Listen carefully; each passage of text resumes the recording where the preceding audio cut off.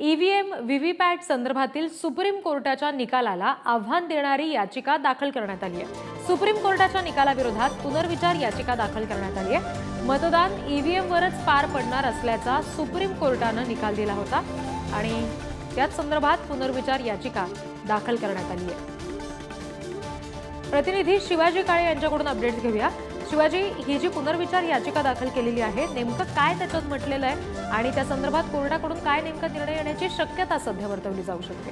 26 एप्रिलला जर आपण पाहिलं तर ईव्हीएम आणि व्हीव्हीपॅटच्या संदर्भात सर्वोच्च न्यायालयाने निर्णय दिला होता आणि ईव्हीएम मधून जी पर्ची बाहेर पडली व्हीव्हीपॅटची त्याची 100% मोजणी करावी अशी ही याचिका होती। ती याचिका सर्वोच्च न्यायालयाने निकाली काढत सध्याची परिस्थिती सुरू आहे तशीच कायम ठेवावी, मात्र स्ट्रॉंग रूमच्या संदर्भात काही निर्देश दिले होते।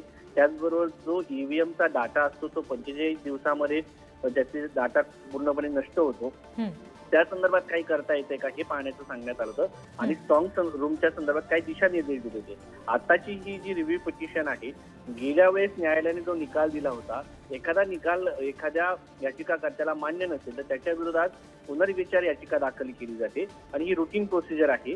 एका बंद कोर्ट जे असतं, कोर्टात ज्या न्यायाधीशांनी निकाल दिलेला आहे ते सर्व न्यायाधीश एका कोर्ट रूम मध्ये बसतात आणि या संदर्भात विचार केला जातो की पुन्हा एकदा हे प्रकरण ऐकायचंय का।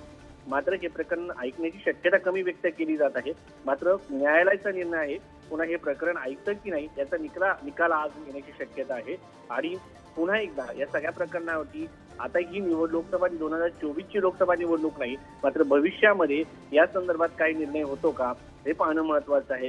कारण इंडिया आघाडीच्या पक्षांनी त्यांच्या जाहीरनाम्यामध्ये व्हीव्हीपॅटची 50% मोजणी केली जावी या संदर्भात माहिती दिलेली आहे। सध्या फक्त एका मतदारसंघातील 5 ईव्हीएमच्या व्हीव्हीपॅटची मोजणी केली जाते, त्याच्यामध्ये जर फरक आढळला तर अशा पद्धतीने पूर्ण मोजणी केली जाते। मात्र अद्यापपर्यंत जेव्हापासून व्हीव्हीपॅटची आपण सुविधा सुरू केली आहे तेव्हापासून एकदाही अशा प्रकारचा डाटा समोर आला नाही असं इलेक्शन कमिशनचं म्हणणं आहे। त्यामुळे ही याचिका ऐकून घेतली जाते का हे पाहणं महत्वाचं आहे। अगदी शिवाजी, धन्यवाद दिलेल्या या सविस्तर तपशिलासाठी।